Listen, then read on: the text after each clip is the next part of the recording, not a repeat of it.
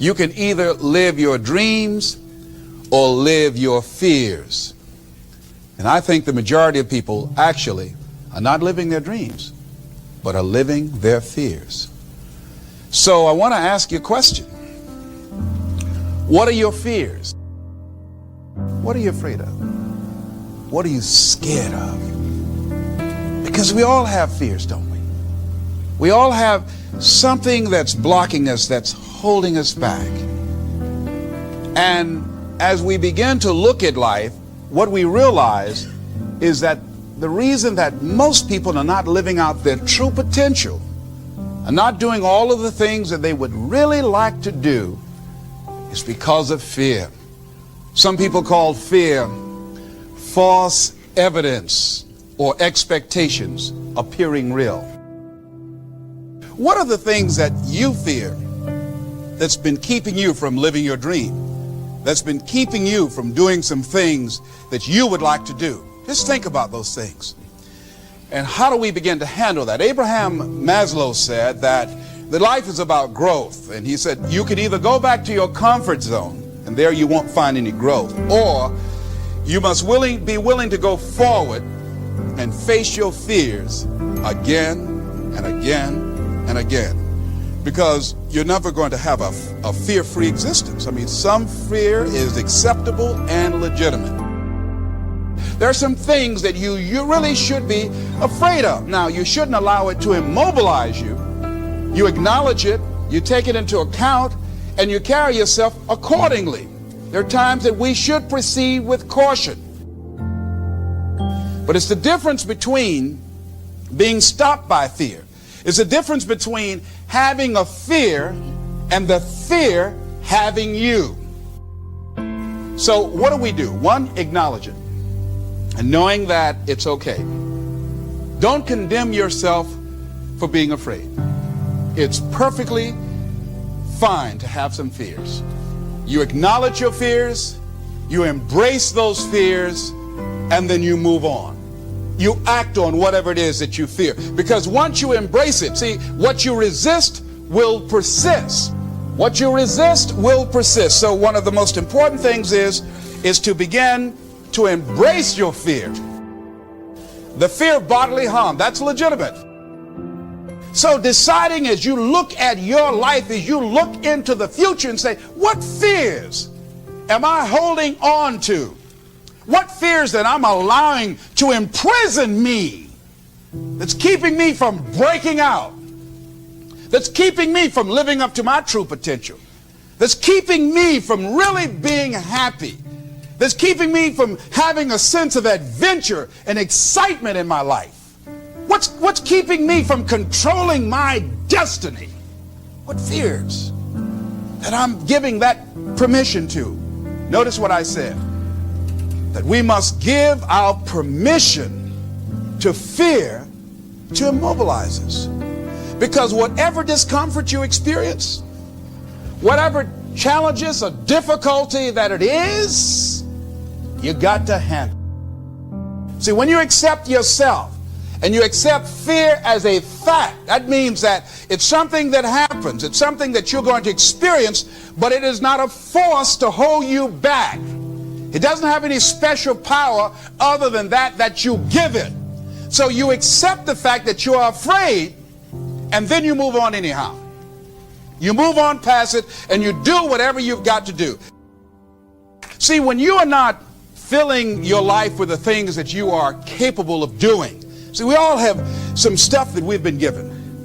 And I don't think that it's optional for us to sit on what we have.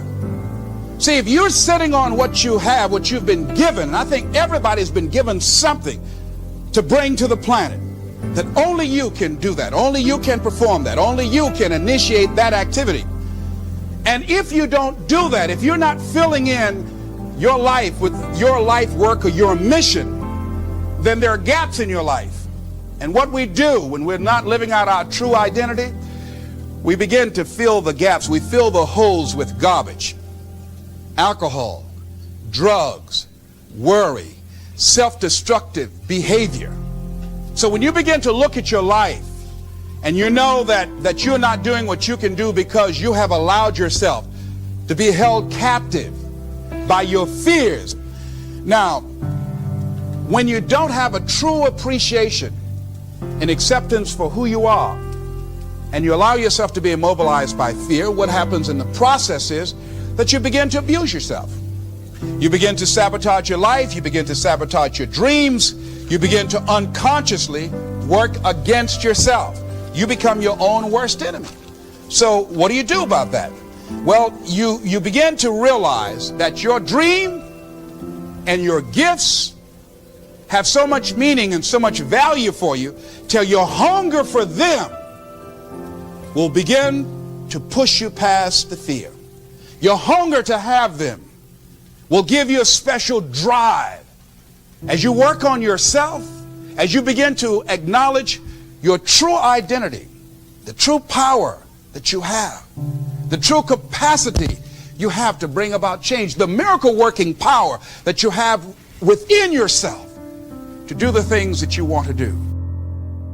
And the majority of the fears that we have are not life or death fears. They're not those kind of fears. But through our imagination, we blow them out of proportion and we give them more power than they actually have or deserve, and we permit them to govern our lives. We permit them to determine how far we can stretch out on our dreams and discovering our stuff.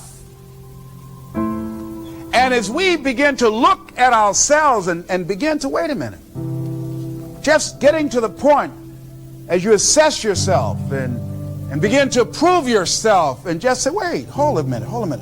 I've been sweating this out. What's the worst thing that can happen to me on this? Will it kill me? Will I die? Why am I going through all of these changes over this? How much power does this really have? And am I the one that's feeding the power into it? See, a lot of times we allow ourselves to be fed and to be programmed into being afraid. I mean, you watch the news and read the newspaper, you'll be scared to come out the house. Am I right? You'd be afraid.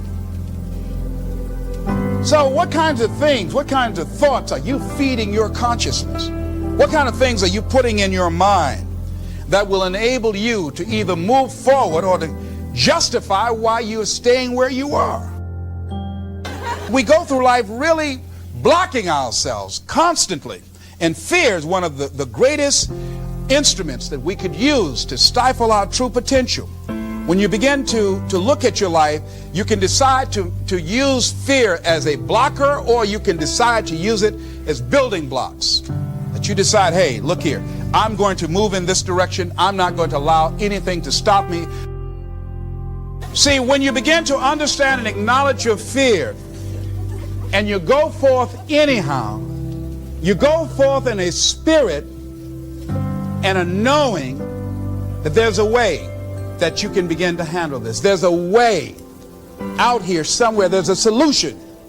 What it is that you're seeking, that you have the capacity to whatever comes up, to handle it, to face it. And rather than feeling powerless, you begin to feel powerful. See, when all of the major downsizings that are taking place around this country, there are a lot of people who are biting their fingers in fear that they might lose their jobs. But there are few people who have decided within themselves, I'm going to make it. Some people aren't waiting to be cut.